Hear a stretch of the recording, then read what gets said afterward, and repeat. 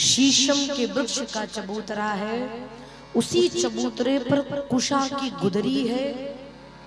राम जी सिरहाना हाथ का लगा करके श्री किशोरी जी के संग प्रभु विश्राम करते हैं। निषाद राज गु प्रभु को शयन करते देखे तो उनके मन में बड़ा क्षोभ हुआ। क्या मैया कैकेयी ने तनिक विचार नहीं किया है, मेरे प्रभु को जिस समय सिंहासन के पर आसीन होना था उस समय महारानी कैकेयी ने प्रभु को वनवास दे दिया, प्रभु की कोमलता को पर भी विचार नहीं किया। जब यह बात श्री लक्ष्मण भैया ने सुना तब उनके मन में भाव जगा। लक्ष्मण जी सोचते हैं ये मेरे परिवार का मैटर है, मेरे परिवार के संदर्भ में कोई तीसरा बोले इसकी अनुमति मैं नहीं दूंगा। माँ ने वनवास दिया, भैया वन चले आइए, हमारे घर का मैटर है। निषाद जी तो परिवार के बाहर के हैं, ये कौन होते हमारे घर के बीच में बोलने वाले। लक्ष्मण जी खड़े हो गए, बोले निषाद जी आपको क्या लगता है भैया को राज नहीं मिला, वन मिल गया तो दुखी हैं। निषाद राज जी ने कहा जरूर, क्यों नहीं दुखी होगा। किसी को सिंहासन मिलने वाला हो और उसे वनवास दे दिया जाए तो दुखी नहीं होगा। लक्ष्मण जी ने कहा यह आपका भ्रम है। अच्छा एक बात बताइए भैया, जब कोई दुखी रहेगा परेशान रहेगा तो क्या उसको नींद आएगी? हैं? जोर से कहिए, नहीं आएगी। उसको टिकिया खानी पड़ेगी। टिकिया वो चाट वाली नहीं, दवाई वाली टिकिया जिससे नींद आवे ना। टिकिया खावेगा तब नींद आवेगा।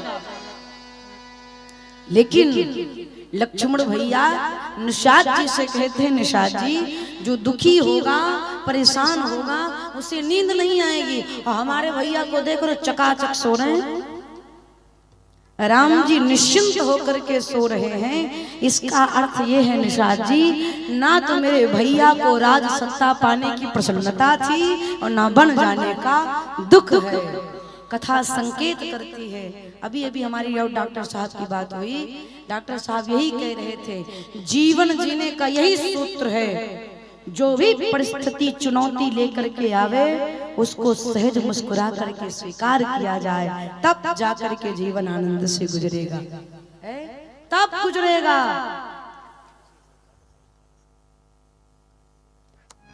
अभी अभी कह रहे थे, बोले माँ जो मिल जावे भोजन में, अगर सूखी रोटी और चटनी सामने आ जावे तो भगवान का धन्यवाद करो और मन में विचार करो आज हमारे किस्मत में यही रोटी है और इसी को खाकर पेट भरना है। अगर यह विचार कर लिए भैया तो दुख होने वाला नहीं है। लक्ष्मण भैया कहते हैं राम ब्रह्म परमार्थ रूपा। निषाद जी जिनको आप नर समझ रहे हैं वो नर नहीं है। निषाद जी ने कहा तो बोले नारायण है, राम ब्रह्म परमार्थ रूपा। राम ब्रह्म है लेकिन जीव के हित के लिए नारायण नर बन करके प्रकट भय है। आप जानते हैं निषाद जी इनके चरणों में मनसः वाचः कर्मणः भक्ति करने के बाद जीव मुक्त हो जाता है। ये सारी बात केवट भैया सुन रहे थे। रतिया में जितना सत्संग भैया कान लगाकर सब केवट जी सुन रहे थे। परिणाम लक्ष्मण भैया ने यहाँ पर निषाद जी को कहते हैं सखा ब्रह्म परमार्थ रूपा। हे प्रिय ये ब्रह्म है, परमार्थ के लिए प्रकट भय हैं, इनके चरणों में अनुराग करिए और इस संसार के भव सागर से पार हो जाइए। रात्रि बीती, सुबह भया। राम जी बरगद का वृक्ष के दूध मंगवाए, बरगद के वृक्ष का दूध मंगवाए और उस बरगद के वृक्ष के दूध को सिर में लगा करके जटा बांधे। मैंने कथा के द्वितीय दिवस में जटा के बारे में विशेष विश्लेषण किया था। शंकर भगवान के जब विवाह का चरित्र शुभारंभ हुआ तो मैंने जटा की महिमा बताई थी। हमारे यहाँ संत और सती की महिमा गाई गई है।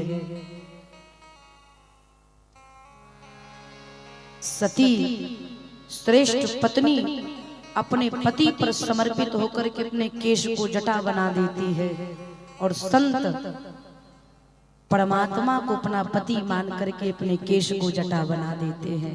संत और सती की यही महिमा है।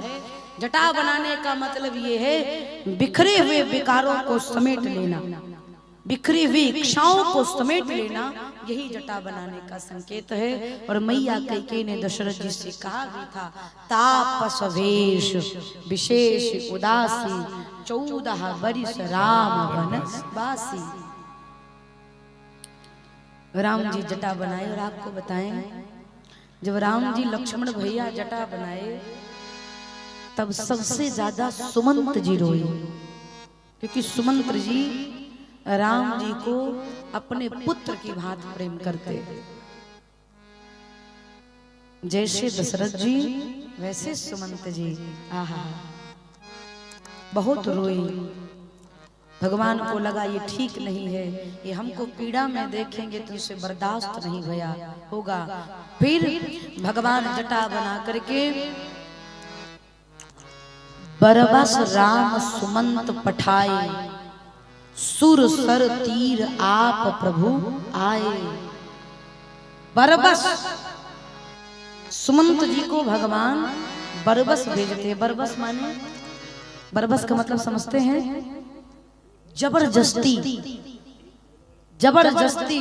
सुमंत जी जा नहीं रहे और सुमंत जी से ज्यादा जिस रथ पर सुमंत जी राम जी लक्ष्मण जी माँ को बैठा कर लेकर के आए हैं, उस रथ का जो घोड़ा है ना वो अयोध्या की तरफ जाने को तैयार नहीं है। मानो सुमंत जी से कहता है मुझे भी राम जी के साथ जाने दीजिए, मुझे अयोध्या का सुख नहीं राम जी के चरण चाहिए। वहाँ घोड़ा भी नहीं जाना चाहता। बरबस भगवान कहते हैं जाइए। जब सुमंत जी घोड़े के रोस को खींचते हैं तो घोड़ा हिनहिना करके पैर खड़ा कर लेता है, लेकिन अयोध्या की तरफ जाने को तैयार नहीं। सुमंत जी रथ लेकर के खड़े हैं। आप जब श्रृंगेरपुर जाएंगे, कोई गया है? गई हो? जब श्रृंगेरपुर जाएंगे तो गंगा जी के तट पर जाने से पहले वहां पर भारत सरकार द्वारा बनाया गया है। सुमंत जी रथ लेकर के खड़े हैं और गंगा जी की तरफ निहार रहे हैं, अर्थात जिधर राम जी गए। राम जी जब उस पार चले गए तब सुमंत जी आए, इसलिए सुमंत जी रथ लेकर के खड़े हैं। भगवान सुर सर तीर आप प्रभु आए। भगवान गंगा के तट पर पहुंचे। गंग सकल मुद मंगल मूला, सब सुख करन हरन सब सूला। हे प्रभु, गंगा मैया की पूजा किए और भगवान की यहाँ अद्भुत लीला प्रारंभ होती है। दर्शन करें। शंकर भगवान मैया भवानी से कहते हैं, देवी मांगी नावन केवट मांगी नावे, मांगी नावे, मांगी नावे केवट ऊपर से कहाई तुम्हारे मरम मय जाना, कहाई तुम्हारे मरम मय जाना। चरण कमल रज काहू सब कहाई, चरण कमल रज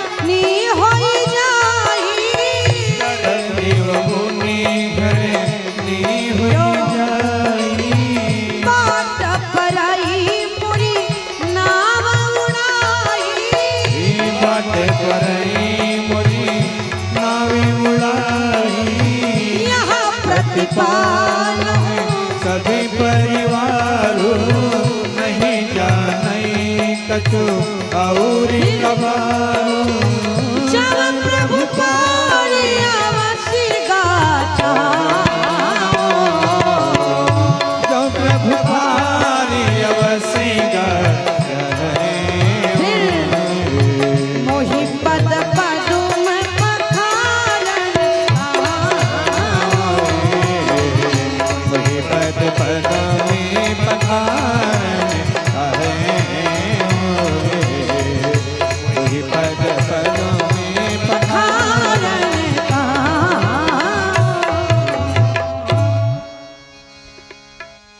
एक बार में हो भगवान ने केवल एक शब्द कहा, केवट भैया 10 मिनट तक लगातार बोलते रहे।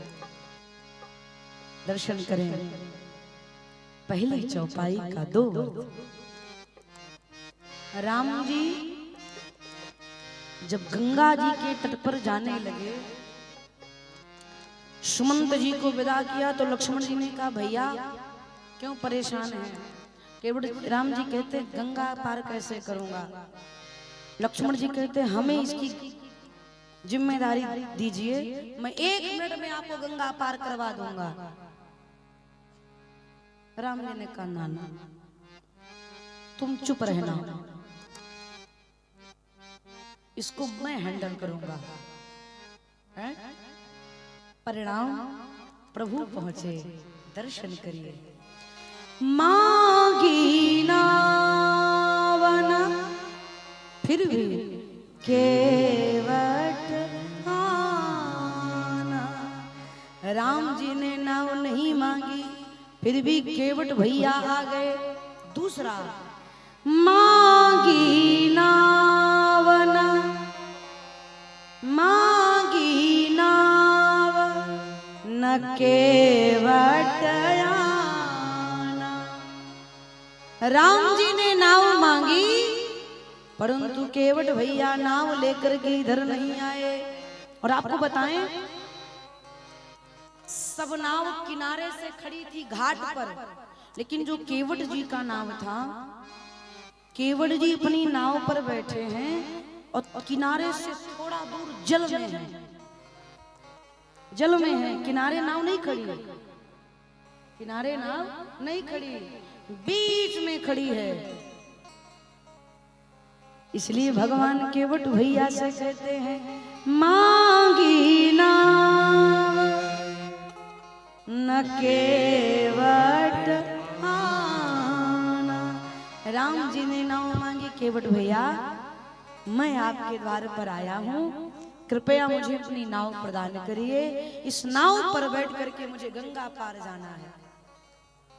भगवान ने नाव मांगी, लेकिन केवट भैया उसी नाव पर बैठे बैठे कहा ये तुम्हारे मरम माय जाना।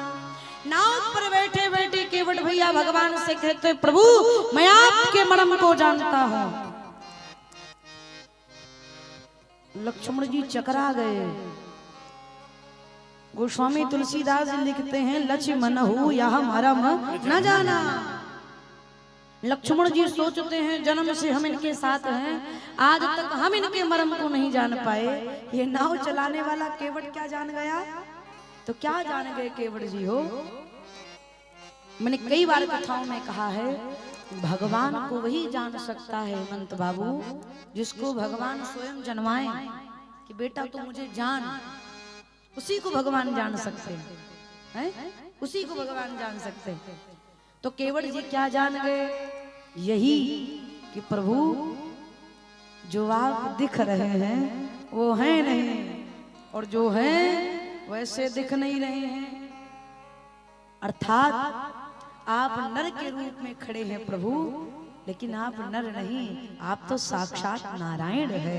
इसलिए कहते हैं कहाँ ये तुम्हार मरम माय जाना। लक्ष्मण जी बोले कब जान गए इनके मरम को? केवट जी कहते हैं रतिया में रतिया में जब आप निषाद जी को ज्ञान दे रहे थे ना लक्ष्मण भैया, तो मैं भी वहां पर पहरेदारी कर रहा था, कान आपके पास ही था, आप ही कह रहे थे राम जी ब्रह्म है? सोच रहा हूं वैसे तो मैं ब्रह्म के पास पहुंच नहीं पाता, आज ब्रह्म मेरे पास आए हैं, पूरी भक्ति धोऊंगा और धो करके एक के बार में पी जाऊंगा। इसलिए कहते हैं केवट भैया, कहाँ ये तुम्हारा मरम। और क्या मरम जानते हैं? मनुष्यता का यहाँ प्रदर्शन करे, मनुष्यता का। केवट जी कहते हैं प्रभु जब से होश संभाला हूं तब से नाव चला रहा हूं। जितने लोग में मेरे घाट पर आए सबने मुझे आदेश दिया, केवट नाव धर ले आओ। सबने मुझे आदेश दिया है प्रभु। आज पहली बार कोई हमारे पास आया जो हमें आदेश नहीं दे रहा है, फिर हमसे नाव मांग रहा है। आहा, भगवान केवट जी को आदेश नहीं दिए, नाव मांग रहे हैं। केवट जी कहते हैं प्रभु जो आदेश ना दे करके सहजता से मुझसे नाव मांग रहा है, इससे पता चल रहा है जो श्रमिक के श्रम का सही तरीके से मूल्यांकन करे वो नर नहीं साक्षात नारायण ही हो सकता है। इसलिए केवट भैया कहते हैं, कहाँ ये तुम्हारा मरम। लक्ष्मण जी कहते हैं क्या जानते हो? तो केवट भैया भगवान से कहते हैं, अरे हम नाही नियरा। नियरा समझते हैं? नजदीक।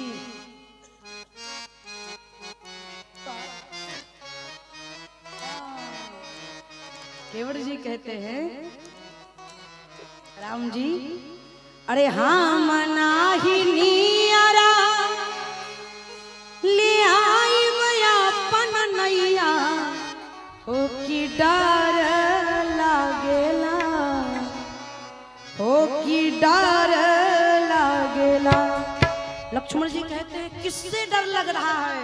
केवट भैया कहते हैं तोहरे गोड़वा के धूलिया से डर लागेला, हाँ की डर लागेला। तोहरे गोड़वा के धूलिया से डरे लागेला, ओ के डरे लागेला। हम नाही नियरा ले आई बाप नैया हो की डर लागेला, ओ के डरे लागेला। तोरे गोड़वा के धूलिया से डर लागेला, हाँ की डर लागेला। तोरे गोड़वा के धूलिया से डरे लागेला, ओ के डरे लागेला। केवट भैया कहते हैं लक्ष्मण जी इनसे डर नहीं लग रहा है, इनके चरणों की जो धूली है हमने सुना है वो कोई जड़ी बूटी है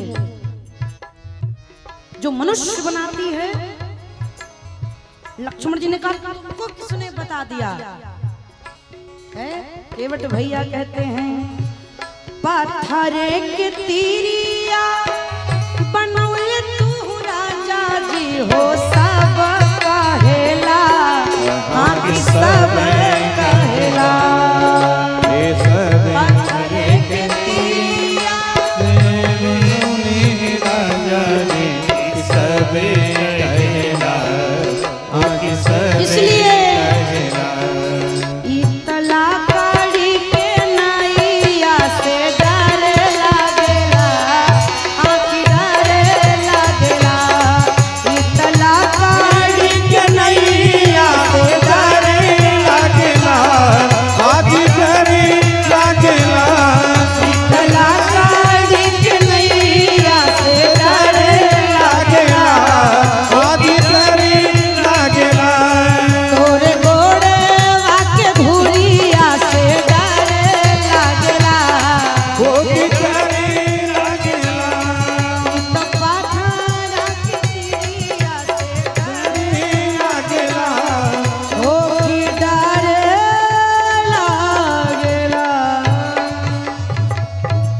केवट भैया उसी नाव पर बैठ कर करके कहते हैं,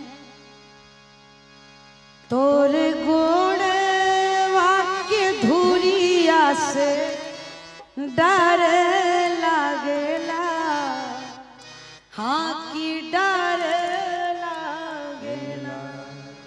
मानुष करने मूर कछु आई, मैंने सुना है इनके चरणों की जो धूरी है वो चमत्कारी है। ये जिसको छूते हैं वो नारी बन जाती है। लक्ष्मण जी ने कहा तुम्हारा दिमाग खराब हो गया है। किसने बता दिया तुमको? केवट जी ने कहा एक बात बताइए, क्या इससे पहले ये कहीं जा रहे थे तो किसी पत्थर को छुए थे तो नारी बन गई थी? लक्ष्मण जी को लगा दूर तक जानकारी लेकर बैठा है भाई साहब, पत्थर को छुए तो नारी बन गई थी ना। लक्ष्मण जी ने कहा बहुत पुरानी बात है, बहुत पुरानी बात है। और उसके बाद 10,000 से ज्यादा पत्थरों को भैया ने छुआ, क्या नारी बनी? केवट जी कहते हैं उतना तो हमहू जानते हैं भाई, सब पत्थर नारी नहीं बने, लेकिन वो पत्थर नारी बनी जिसकी तरफ राम जी ने इशारा किया। पूछा मुन हिसिला प्रभु देखे, सकल कथा मुनि कहाऊं विशेष। वो पत्थर नारी बनी जिसकी राम जी उंगली दिखाए, जिसके बारे में पूछा गुरु जी से, वो न नारी बनी? लक्ष्मण जी ने कहा हाँ वो नारी बनी। केवट जी ने कहा इसी बात का तो डर है, किनारे पर इतनी नाव खड़ी है और किसी नैया पर इनकी नजर नहीं गई, बीच में जो मेरी नाव है उसी पर इनकी नजर जानी थी, इसीलिए डर लग रहा है। ये मेरी नाव की तरफ देख रहे हैं, मेरी ही नाव को मांग रहे हैं, इसलिए लक्ष्मण भैया डर रहा हूं कहीं भी जड़ी बूटी काम कर गई तो। और सरकार अगर ये नारी बन गई ना तो हमारे लिए मुसीबत हो जाएगी। राम जी मौन है। लक्ष्मण जी का होई, का होई? केवट भैया कहते हैं घर में बच्चे हैं छोटे छोटे, एक दो नहीं 15-20 ठू, अब बहुत खाते हैं सब। पत्नी है, पूरे परिवार को चलाने के लिए यह प्रतिपाल सब परिवार, इसी नाव को चलाकर पूरे परिवार को पालता हूँ रघुनाथ जी। अगर ये नाव नारी बन गई तो हमारे घर में खाने वाले की एक की संख्या बढ़ जाएगी, और जिससे खाने के लिए आ रहा है वो खत्म हो जाएगा, स्रोत खत्म और खाने वाले बढ़ गए। कहिए सरकार मुसीबत है ना। लक्ष्मण जी सोच रहे बात तो फतेह की कर रहा है भाई है? लेकिन मौन है। लक्ष्मण जी ने कहा एक बात बताइए। केवट जी ने कहा कि अगर ये नाव नारी बन गई तो मैंने सुना है वो ब्राह्मणी थी, पत्थर नारी बनी, तो अगर मेरी नाव नारी बनकर ब्राह्मणी बन गई सरकार तो हमारे लिए और मुसीबत हो जाएगी। क्या? केवट जी ने कहा मैं जात का मल्ला हूं, ये ब्राह्मणी बनेगी तो कहेगी मेरे लिए घर बनवाओ, नया बर्तन ले आओ, नया कपड़ा ले आओ, दूर रहो, खाने को जतन नहीं, नया घर कहां से बनवा कर दूंगा। और सबसे बड़ी समस्या सरकार, एक पत्नी पहले से ही घर में है, उसे क्या जवाब दूंगा? केवट जी ने कहा कह दीजिएगा कि भगवान आए थे, नाव छुए, नारी बन गई, समझा दीजिएगा। केवट जी ने कहा इतना आसान है जितना आप कह रहे हैं? पत्नी को समझाना इतना आसान है? मैं कह दूंगा कि नाव नारी बन गई तो मान जाएगी, पत्नी तो यही कहेगी नाव को बेचकर दूसरी पत्नी लेकर के आएगा, निकलो घर से। लक्ष्मण जी ने कहा समझा दीजिएगा। केवट जी ने कहा नहीं। लक्ष्मण जी ने कहा वाह, भगवान को समझा सकते हो, पत्नी को नहीं। केवट जी ने कहा अपने अपने अनुभव की बात है लक्ष्मण भैया, भगवान को समझाना आसान है लेकिन पत्नी को समझाना, आगे तो आप समझदार हैं, बहुत कठिन है। लक्ष्मण जी ने कहा अच्छा एक बात बताओ, मान लीजिए कि ये नाव नारी बन ही गई तो भगवान इसको करेंगे क्या? केवट जी ने कहा इनके पास क्लाइंट की कमी है, एक से एक भगत है हो ब्रांडेड, जो ये कहे होंगे सरकार आपने सब कुछ दिया, पत्नी नहीं दी, तो कहेंगे चिंता ना करो जा रहा हूँ, केवट के नाव को छूंगा, जब वो नारी बन जाएगी तो तुम्हें दे दूंगा। ए तरनी वो मुनि घर नी होई जाई, बाट पड़ई मोरी नाव उड़ाई। मेरी नाव को नारी बनाकर किसी पत्नी, किसी महात्मा की अर्धांगिनी बनाना चाहते, अगर ऐसा सोच करके रघुनाथ जी तुम्हें होने नहीं दूंगा। केवट जी जो ना तो बोल रहे हैं, क्यों? इसलिए बोल रहे हैं कि एक बार राम जी भी बोल दे, लेकिन राम जी इसलिए नहीं बोल रहे हैं कि देखा जाए केवट क्या क्या बोल देता है और कहां तक बोल देता है, इसलिए राम जी मौन है, बोला जाए। परिणाम केवट भैया अपनी दुख दर्द की गरीबी सुनाने लगे। अरे पात भारी सहारी गरबा में सकल सूत वारे वारे पात भरे सहारे सकल सूते वारे वारे केवटा की जाती हो के वेदना पढ़ाई हो, गीतावली में गोस्वामी तुलसीदास जी दर्शन कराते हैं। केवट भैया कहते हैं प्रभु घरवा में लड़का है, पत्नी है, इसी नाव को चलाकर भरण पोषण करता हूँ प्रभु। और सरकार एक बात कहें, गोपनीय हमारी आपकी जात एक है, आप भी केवट हम भी केवट, हमारा आपका काम एक ही है। लक्ष्मण जी ने कहा अपना कंपेयर भैया से, दिमाग खराब हो गया है तुम्हारा, है? अपने जैसे भैया को बना रहे हो। केवट जी कहते हैं लक्ष्मण जी हम भी केवट, ये भी केवट, ये भी पार उतारते हैं, हम भी पार उतारते हैं। फर्क इतना है केवट गंगा से पार लगाता है और राम जी भवसागर से पार लगाते हैं, यही दोनों में अंतर है, काम तो एक है ना। आहा, केवट भैया कहते हैं तुलसी के ईश्वरा रावा रोसो साची कहां तुलसी राव रोसो साची क्या बिना पाग धोए नाथ नावना चढ़ाई हो,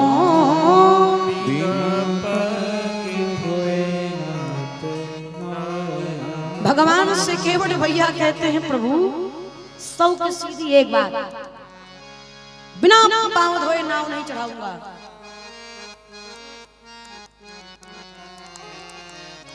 लक्ष्मण जी राम जी की तरफ देखे, पहले मैं कह रहा था भैया इस ड्राइवर को मुझे संभाल ले दो, जितना आपसे विवाद कर रहा है, मैं कहता नहीं मानता तो समझा देता।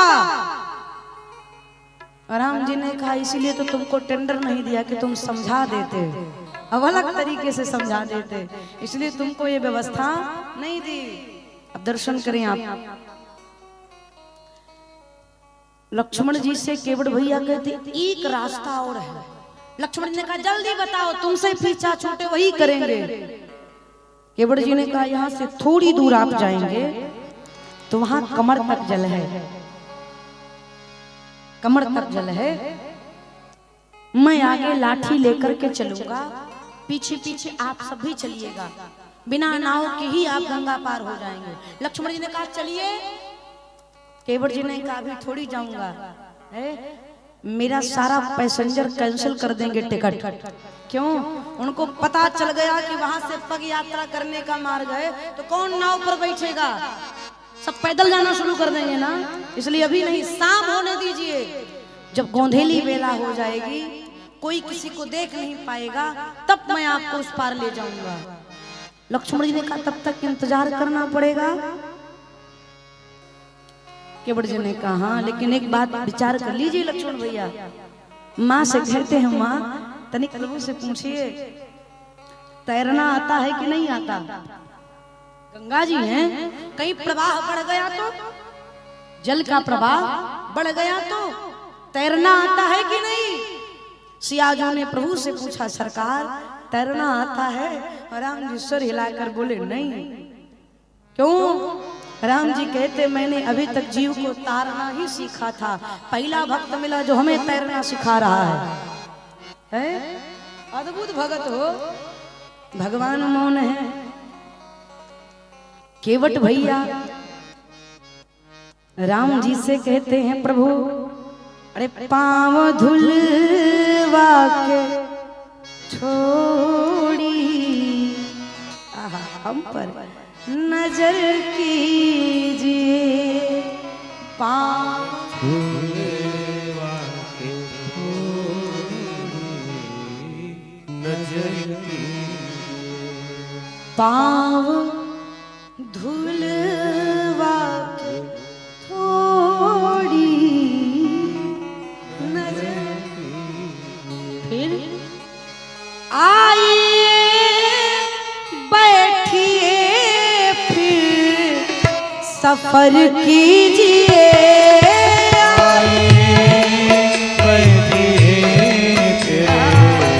सफर कीजिए,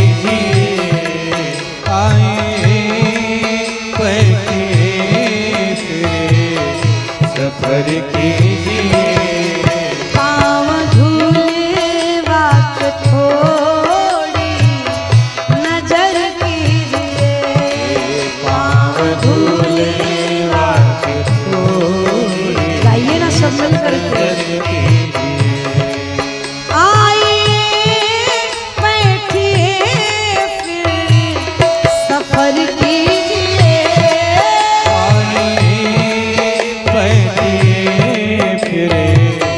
सफर कीजिए, पाँव धुलवा के थोड़ी नजर कीजिए।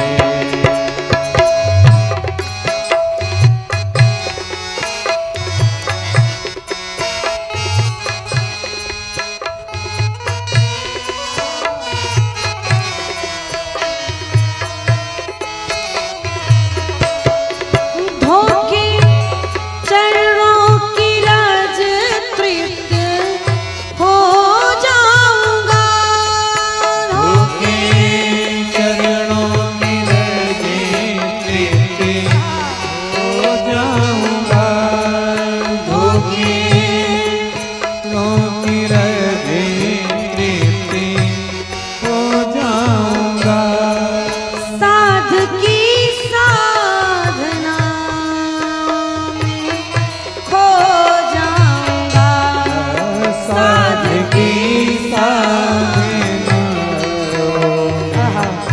केवट जी कहते हैं, मेरे पुरखों को प्रभु जी अमर कीजिए, मेरे पूरे को प्रभु जी अमर कीजिए, मेरे पूरे को प्रभु जी सरकार अमर कीजिए, आइए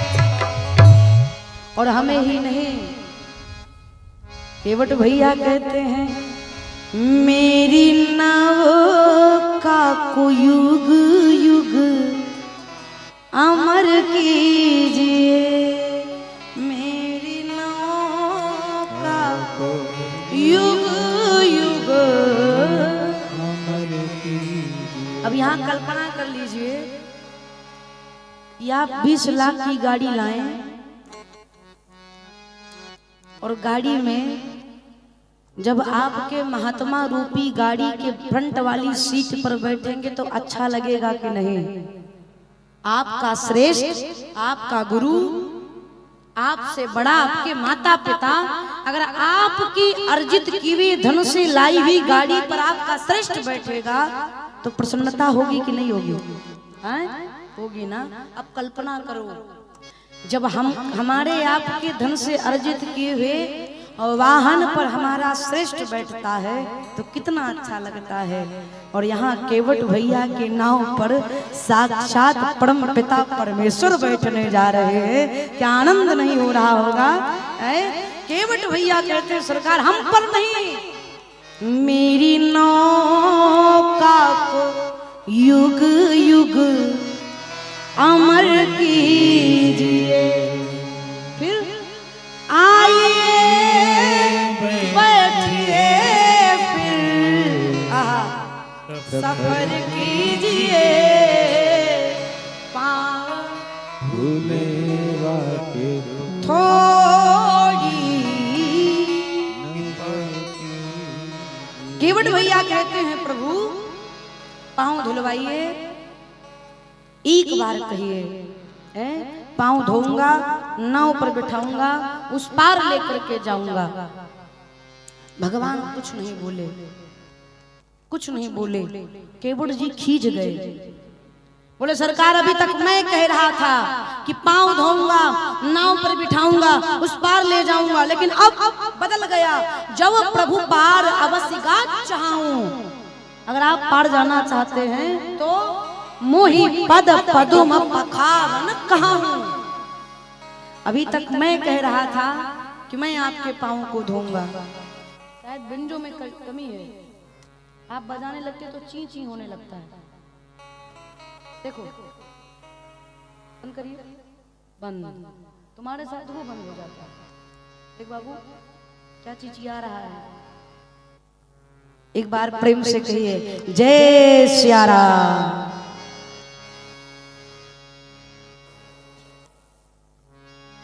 केवट भैया कहते हैं प्रभु अब आप कहिए कि मैं आपका पांव धोऊं, चरण धो करके उस पार ले जाऊं। लक्ष्मण जी ने कहा तुम्हारा दिमाग खराब हो गया है, तुम पगला गए हो, भैया कैसे कहें कि आओ मेरा पैर धो। अब आप बताइए, कोई किसी के घर जावे तो क्या यही कहेगा कि मैं तुम्हारे घर आया हूं, तनी एक बाल्टी पानी लाकर हमारा चरण धो। कौनो कही हो, ये तो आपकी श्रद्धा का विषय है घनश्याम बाबू, ये आपकी श्रद्धा का विषय है। आप धोते हैं कि नहीं धोते? हम कहें बेटा तुम्हारे घर आए चरण धो, कहाँ आनंद आएगा? केवट जी कहते हैं, लक्ष्मण भैया कहते हैं केवट जी भैया से बिना पूछे न जाने कितने लोग इनके चरण को धो लिए, भारी मतों से विजयी बनाए। हाँ दर्शन करें, एक बार प्रेम से कहिए जय सिया राम। लक्ष्मण भैया कहते हैं केवट जी बिना पूछे भैया से न जाने कितने भगवान के चरण को धोए और पी गए। जनक जी भगवान से नहीं पूछे कि प्रभु मैं आपके चरणों को धोऊं कि ना धोऊं, तो आप क्यों पूछ रहे हैं? केवट जी ने कहा सुनिए भैया, जो बिना पूछे भगवान के बिना पूछे बिना कहे चरण धोए उनकी अपनी कोई गर्ज रही होगी, हमार कोनो गर्ज वर्ज नहीं है। अगर ये कहेंगे नहीं कि केवट मेरे चरण धो तो मैं चरण नहीं धोऊंगा, और लक्ष्मण जी चरण नहीं धोऊंगा तो नाव के पास फटकने नहीं दूंगा, और नाव पर नहीं बिठाऊंगा तो उस पार लेकर नहीं जाऊंगा, और उस पार नहीं जाएंगे तो 14 वर्ष तक जी भर के इनको निहारने का सौभाग्य मिलेगा। इससे बढ़िया और क्या चाहिए? सब प्रकार से न्याय मेरे पक्ष में है। कहिए प्रभु मैं आपका चरण धोऊं? भगवान मौन, कुछ नहीं है, कुछ नहीं। केवट भैया को लगा दाल में कुछ काला है हो। केवट जी का किए नाव से कूदे, और नाव से कूद करके राम जी के पास आए और राम जी के चारों तरफ घूमने लगे, ऊपर से नीचे तक देखने लगे, घूम घूम कर। लक्ष्मण जी ने कहा, ई क्या कर रहे हो? केवट जी ने कहा, चेक कर रहा हूं। क्या चेक कर रहे हो? केवट जी ने कहा, ए राम जी जो वस्त्र पहने हैं इसमें जेब नहीं है हो, इसमें जेब नहीं है, इसमें जेब नहीं है, मतलब सरकार के पास उतराई देने के लिए नहीं है। अब समझा मेरे प्रभु संकोच में है कि मैं अगर केवट के नाव पर बैठूंगा तो उतराई देने के लिए नहीं है, इसलिए सरकार संकोच में हाँ हूं नहीं कर रहे हैं। प्रभु अगर ऐसा है तो मैं कहता हूं संकोच त्याग दीजिए सरकार। केवट भैया कहते गोस्वामी तुलसीदास जी छंद में दर्शन कराते हैं।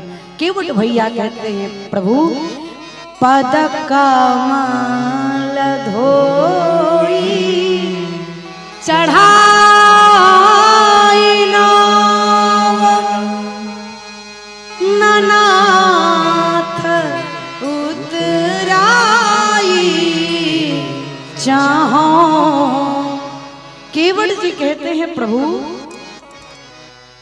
आपके पांव को धोऊंगा, नाव पर बिठाऊंगा, उस पार लेकर के जाऊंगा, 1 रुपया उतराई नहीं लूंगा, विश्वास करिए। लक्ष्मण जी ने कहा भैया को भले विश्वास हो जावे तुम पर, हमको बिल्कुल नहीं होगा। केवट जी ने कहा काहे हो? लक्ष्मण जी ने कहा जो आधे घंटे से घाट पर खड़ा कर इतना बहस करा सकता है वो नाव पर बैठावे और बीच धारा में ले जावे, कहा पहले उतराई दो तब अगवा ले जाओ, तो मुसीबत हो जाएगी, इसलिए अभी कन्फर्म कर लो। केवट भैया कहते हैं मोहि राम राम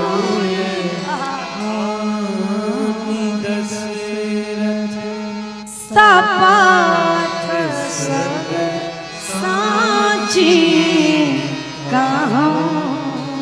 केवट जी कहते हैं विश्वास नहीं हो रहा तो राम जी की सौगंध, राम जी के पिता पूज्य महाराज दशरथ जी की सौगंध, लक्ष्मण भैया नाव पर बैठाऊंगा, उस पार लेकर जाऊंगा, 1 रुपया उतराई नहीं लूंगा। लक्ष्मण जी तमक गए, दिमाग खराब है तुम्हारा, भैया की कसम खाते हो, पिताजी की कसम, बाण निकाले मार दूंगा। जैसे कहा लक्ष्मण जी ने मार दूंगा, केवट जी हिया खड़े थे, कूद कर आकर बाण के सामने खड़े, मारिए तीर मारा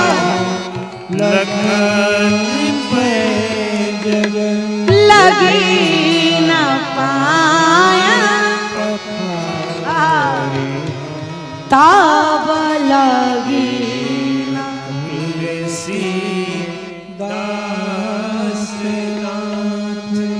कृपाल पार। अद्भुत हो। जैसे केवट जी ने लक्ष्मण भैया ने केवट जी से कहा मार दूंगा, भैया कसम खाते हो, पिताजी की कसम खाते हो, लक्ष्मण जी ने कहा मारिए, तुरंत मारिए, मारिए, मरने के लिए तैयार हूं। लक्ष्मण जी तो एक बार घबरा गए, दुनिया मौत से डरती है, कह रहे मरने के लिए तैयार हो, क्यों तैयार हो भैया तुम? केवट जी कहते हैं भैया मैंने सुना है कि मरते वक्त अगर 2 बूंद भी गंगा जल मुख में पड़ जावे तो जीव मुक्त हो जाता है, क्या ये सही है? हाँ सही है ना? केवट जी ने कहा तो बस जैसे आप हमको बाण मारेंगे वैसे गंगा जी में कूद जाऊंगा, और तब तक गंगा जी का जल पीता रहूंगा जब तक मर ही न जाऊं। और दूसरा, मैंने सुना है मृत्यु के समय अगर भगवान का नाम जीवा पर आ जाए तो जीव मुक्त हो जाता है। और लक्ष्मण जी हमारे सामने तो साक्षात रघुनाथ जी खड़े हैं, हमसे ज्यादा सौभाग्यशाली और कौन। मारिए। और आपको पता है लक्ष्मण जी अभी मार देंगे तो हमारा बहुत प्रॉफिट हो जाएगा। लक्ष्मण जी ने कहा मरने में कौन फायदा हो।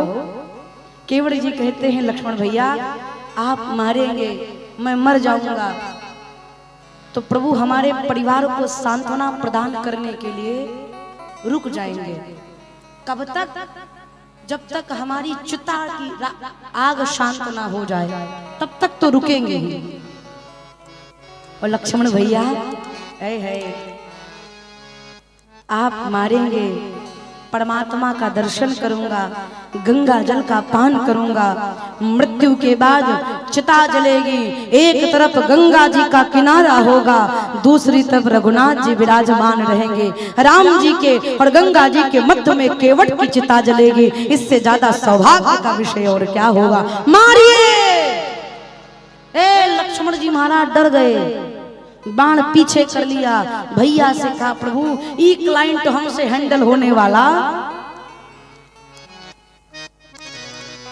ये वही लक्ष्मण जी हैं जो परशुराम जी को कंट्रोल कर लिए थे, लेकिन उन्हीं लक्ष्मण जी से केवट जी हैंडल नहीं हो रहे। क्यों? क्योंकि परशुराम जी के पास ज्ञान का विषय था और केवट भैया के पास प्रेम का विषय है। जहाँ पर प्रेम होता है वहां पर अच्छे अच्छे नतमस्तक हो जाते हैं। भगवान भी कहते हैं ए केवट मेरा प्रेमी है। जैसे ही केवट भैया ने कहा बिना पग धोए नाव पर नहीं बिठाऊंगा, सुन केवट के बैन प्रेम लपेटे अटपटे बिहसे करुणा चितई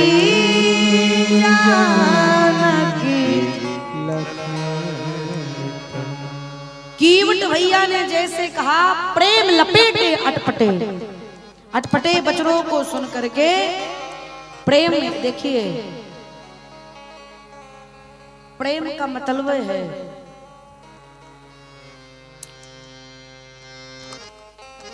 जहां कुछ सेवा में चूक रह जाए वहीं समझिए प्रेम प्रगाढ़ है। हम आप किसी के घर जावे, सगरी व्यवस्था एक नंबर की हो, कोई कमी ना रह जावे, तो आप समझ लीजिए आपने दिमाग से तैयारी की है। गोपाल बाबू आपने दिमाग से तैयारी की है। और हम आपके यहाँ जावें, बड़ा खिलाओ तो पानी भूल जाओ, पानी पिलाओ तो मिठाई देना भूल जाओ। इसका मतलब आपने दिमाग से नहीं दिल से तैयारी की है। ये प्रेम का प्रभाव है। जहां गड़बड़ी हो वही समझ लीजिए प्रेम। अभी सांकरा में कुछ 1 साल पहले होने को वाला दिसंबर में कथा हुई थी। वहां जब मैं गई ना यजमान जी के यहाँ, तो उन्होंने खिलाया पिलाया, उनके घर से निकल गई। जब उनके घर से 1 किलोमीटर दूर निकल गई तब मैनेजर साहब के पास फोन किए, बोले भैया हम दीदी को दक्षिणा देना भूल गए, दक्षिणा देना भूल गए। उन्होंने कहा आइए हम यहीं खड़े हैं, यजमान के परिवार में, आप आकर दे दीजिए। आकर रोने लगी, दीदी क्षमा कर दीजिए हम भूल गए दक्षिणा देना। हमने कहा इससे पता चलता है